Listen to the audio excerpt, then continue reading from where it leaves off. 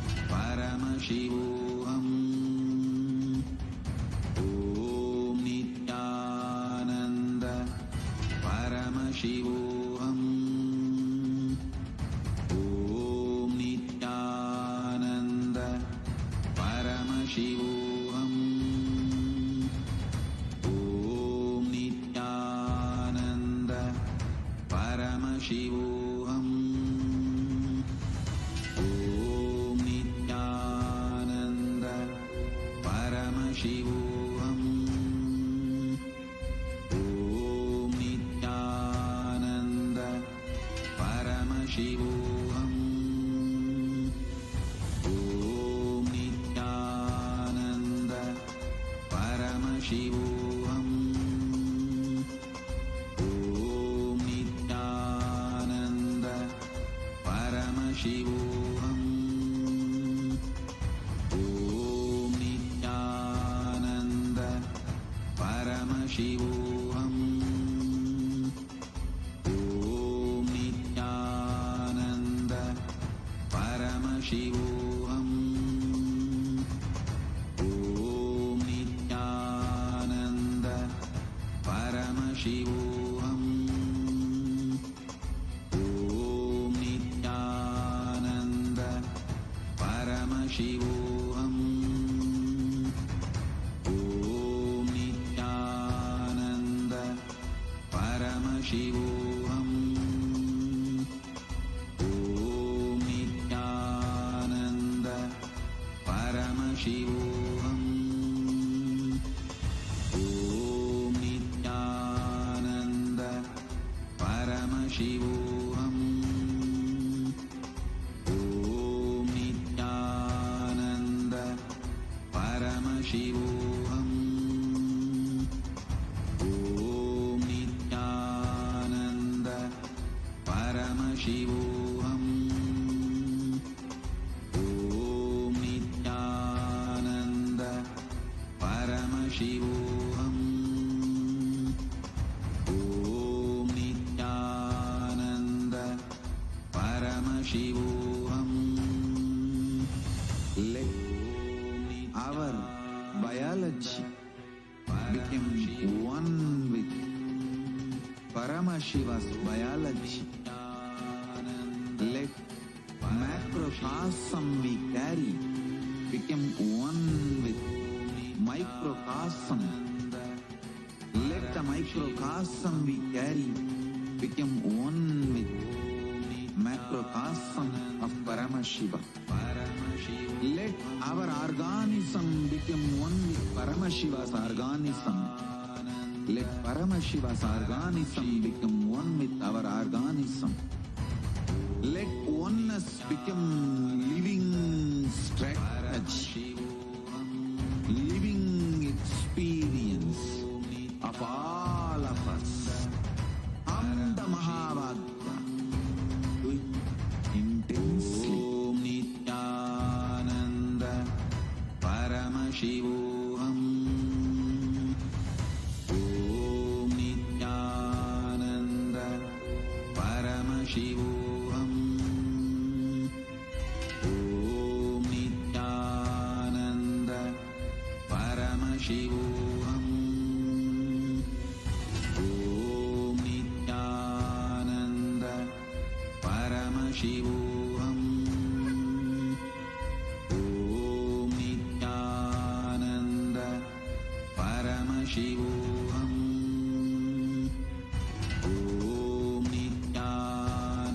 Nityananda Paramashivoham. Om Nityananda Paramashivoham. Om Nityananda Paramashivoham.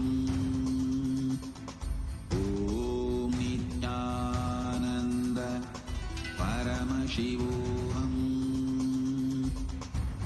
Om Nityananda Paramashivoham.